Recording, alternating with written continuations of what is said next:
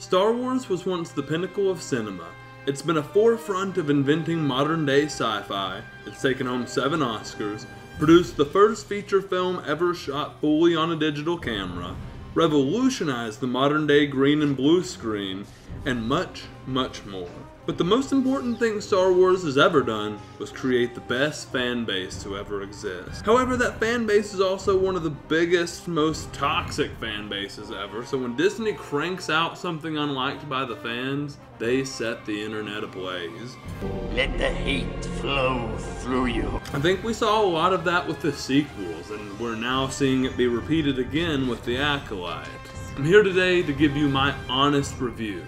As a huge fan, as an aspiring filmmaker, this is an honest review of The Acolyte. Hello and welcome to Television Tuesday, the show where we watch TV and tell you all about it. My name's Kael, and today I'm talking about The Acolyte. I'm gonna start by giving you my perspective. You know, everyone's hating on this, everyone's loving it. Why should you watch this video? Why is my perspective important? And, you know, here's the thing. I started off as a huge Star Wars fan as a kid. In the intro, I said that Star Wars had the best fan base ever, and I mean that truly. I made some of my earliest and closest friends talking about Star Wars, watching the Clone Wars as it came out, and talking about it with kids at school. This was my childhood. And as someone who does want to make films one day, those first 6 films have had a huge impact on my career, driven me to dive into other movies and dive into movies that inspired them and other films from the 70s and 80s. Hell, I've even made a Star Wars fan film here on the channel. So yes, I love Star Wars, but I also love cinema and TV, so it really makes me cringe to see everyone just hating on this show because I know there are people who worked really hard on it. So with all that in mind, I'm gonna give the most unbiased opinion I can here as a Star Wars fan, as a filmmaker.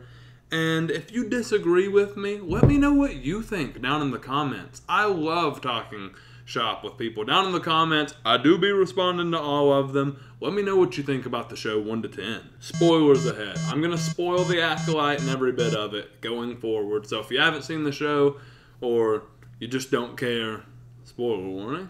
Let's start by talking about the twins. The concept of this Force cult of witches, yes, the show does call them this at one point, were able to create life, and this is the power that Plagueis was using to create Anakin, and it's just kind of this thing that we haven't seen before on screen, so it happened and people were really mad about it, but it's something that I initially could look past, I think, in watching the show.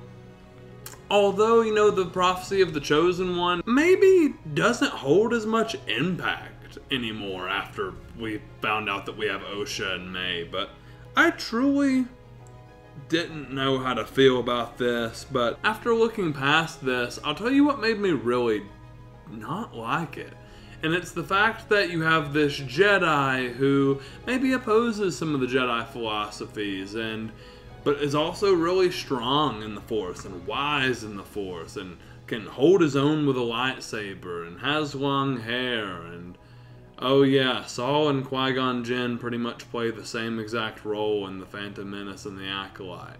This was so uncool to me, and I loved Saul, but it was one of these things where his story just wasn't original whatsoever, and for him to find this kid who's too old to train, who was created by the Force, and the Council says no, and we're just kind of pushed into the same story. Both characters die. I thought this was really unoriginal.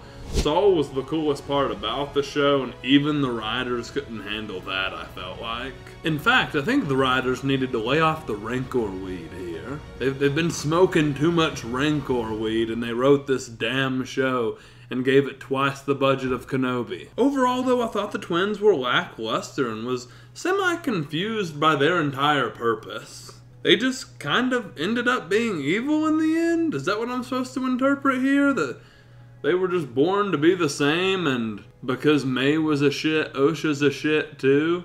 I don't know. I didn't connect with their story whatsoever. But here's the thing, if they were supposed to be the same, why were they completely different as kids? Like, I don't feel like Osha's turn to the dark side was set up whatsoever, or maybe it was, and that the setup just made no sense to me. I'm not exactly sure here, but I wasn't a fan of it. Although her bleeding the crystal was cool, just because it's some cool shit that we usually don't get to see. But initially I was super intrigued by the plot, and the setup of there are these twin characters, and they were kind of using horror aspects in the beginning of the show. And then they just kind of dropped that entirely, and you know, I was really disappointed by the outcome of the ending and just the story as a whole. I think Osha killing Soul was unredeemable. Like, at this moment, I really didn't care about her anymore. He was truly wanting to save those kids, and making Osha and May unlikable just makes the show a total bummer to watch. But you know, I've kind of started this video with talking about a couple things that I didn't like. Let me tell you about my favorite thing about the show. And that's Soul, Kael, Soul's apprentice, played by Daphne Keane, who played X-23 in the Logan film. It's Yord. Yord was okay. But it is these High Republic Jedi, and I love that they used the look from the High Republic books that have been coming out. But overall, I thought the Jedi in the fight scenes were really cool, but it was like kind of the Jedi Council, or not the Council, but the group of Jedi were with Kiad Mundi, who's like, yeah, we're gonna keep this whole giant thing a secret. I just felt like the Jedi were stupid in the show, like, and it made bringing back Kiad Mundi to break his age in canon just to make him a more useless character is absolutely insane. Speaking of like the costumes and the looks of the Jedi, I do think the costumes have never looked as good as they looked in the prequel trilogy, or even like the original trilogy with like Luke's Jedi look at the end. I mean, they look like they're wearing Walmart costumes.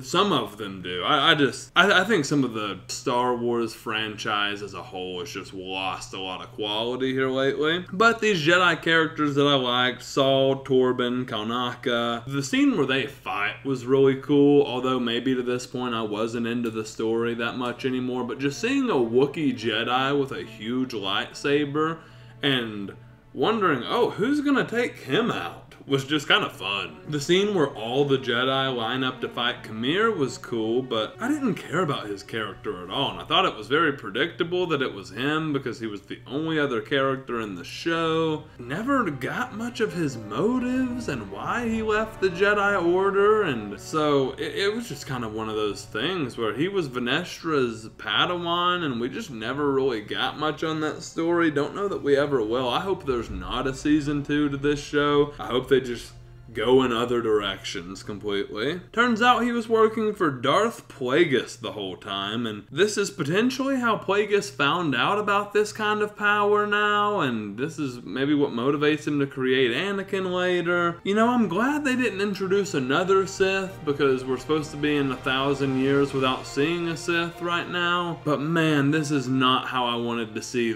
the Darth Plagueis. Like, we've just heard the tragedy of Darth Plagueis for years now, and I wanted him to be a lot cooler. My least favorite part of the show was watching that damn flashback to the fire so many times. You watch it in episode 3 after you're told about it for 2 whole episodes. I thought seeing it in the first place in episode 3 was a little much. I did not know that I was going to have to watch that shit at least 2 more times from different perspectives. I thought that was terribly written. I thought they wasted so much new content that they could have brought to the show, just giving us the same scene over and over. I thought that was one of the worst things I've seen in a TV show all year. I was not into the sexualization of Star Wars, and some of the stuff that they've been saying in the interviews has just kind of made me feel uncomfortable. It's one of these scenes where like, I was really made to feel uncomfortable when Khmer tells Osha, oh, if you're not going to get in here and join me, then I'll just put my clothes back on. I'm like, this came out of nowhere. I feel like there is like a sexualization of some of the characters that just feels out of place here. It's something that Leslie Headland's talked about a ton in the press conferences, but I didn't see its relevance to the show or to the plot whatsoever. I just thought that it was kind of thrown in there, and I think this kind of comes from the execs at Star Wars not having enough sit down with the people making these shows to say, hey, here's the interpretations of the original movies that we're working with, here are the ideas, you know, there needs to be more involvement of the execs who are in charge of keeping the main story, because I ultimately felt like this stepped on episode 1 way too much, and the prequels and the Skywalker saga in general, it just kind of stomped all over it and disrespected it at times. Making changes to George's canon in general is crazy to me. That being said, Leslie Headland, I think she does have a very different interpretation of the first 6 movies than the mainline Star Wars fan, and there's nothing wrong with that, but putting someone like that in charge of a show is destined to piss off all of your fans, and I think it was just unfortunate. I think we should do a little bit more work before we just give someone the keys to the car. I thought that with Rian Johnson too, just took things in directions that didn't feel like Star Wars. So I do have some final quick things I do want to add to the conversation. In the finale, the line "see you in hell" is given, and this kind of took me out of it. Didn't feel like Star Wars. Thought that was really lazy writing, actually. Everyone says "see you in hell" in situations like that. Write something original and put it in the Star Wars world, please. Really wish they would have left Yoda out of it, too, because I feel like this is one of those things where now this show like really steps on the prequels because Yoda knows about all of it. And if this is what happened the first time they tried to train the kid that was too young, I know he tries to stop it, but like they really just let Qui-Gon do it again. And it's like, oh, if Yoda saw what happened with Soul and was informed, like, why the hell does he let Qui-Gon do the exact same thing? It makes no sense. They're stepping on George's vision here, and like, I see, if you're a big Star Wars fan, you'll see channels like Star Wars Theory kind of harping on this all the time, and you know, I'll say they get a little extreme over there sometimes, but I've got to say, I wanted to defend this show, especially after only an episode or two, but I think it does maybe step on George's first 6 films a little too much for me. Also, the memory wipe, the Force memory wipe thing, I was pretty sure that was like a Darth Revan thing, but I don't know too much about some of the Sith as they get that far back into the timeline, so kind of let me know about that if you do know. I thought making the twins dislikable and then blaming everything on Saul at the end of the show made the entire show unredeemable and made me just really ruin the entire story of the show in a show that already wasn't good. And it made me feel like the Jedi Order, which I thought was one of the redeeming aspects of the show, it made me feel like they were incompetent and unredeemable as well. Overall, I just feel like there was an extreme lack of care with Star Wars here. I don't even think the idea was bad. Like, there could have been a good show made on this idea. Just, there was no care for Star Wars or the story of this show in mind. They just kind of shit this thing out. So, you know, just as a huge Star Wars fan, of course I'm disappointed with this, but I'm still going to look forward to the content that I do like coming out, like the Third Jedi Survivor game, or more Mando and Grogu, even though Season 3 of that was a little weak. I'm just ready to kind of see what's next, and truly I just want more good Star Wars content to come out, because I'm such a huge fan. But if you want to see some good pre-Episode 1 Star Wars, go ahead and check out our fan film, Star Wars Shadows of the Dark Side. It's a film we made about 2 years ago, a little bit earlier into our filmmaking journeys, but it was a new point in our filmmaking journeys, and it's a film that we're still really, really proud of. I directed the film, wrote the film, played the lead actor, and did the VFX myself, and I can say that I'm still so proud of this project. And if you're a Star Wars fan and you just watched The Acolyte and you're completely disappointed and don't believe that there's good content pre-Episode 1, go check out my fan film. It takes place in the Old Republic. It follows 2 Jedi Knights. If you like Star Wars, you're gonna love it. go ahead and check out some of the other content here at Studio 24. We do other episodes of Television Tuesday, Game of Thrones, House of the Dragon, The Boys. We've got it all coming for you. Studio Cinema Saturday, where we're hitting all the new movies that come out, and we have 4 horror short films coming out in October for our Studio 24 Horror Month. How could you want to miss any of that content? I am so glad that you've watched this far in the video. I hope you enjoyed it a lot more than you liked the show itself, because The Acolyte was garbage overall. But thank you so much for watching, and I'll see you in the next video.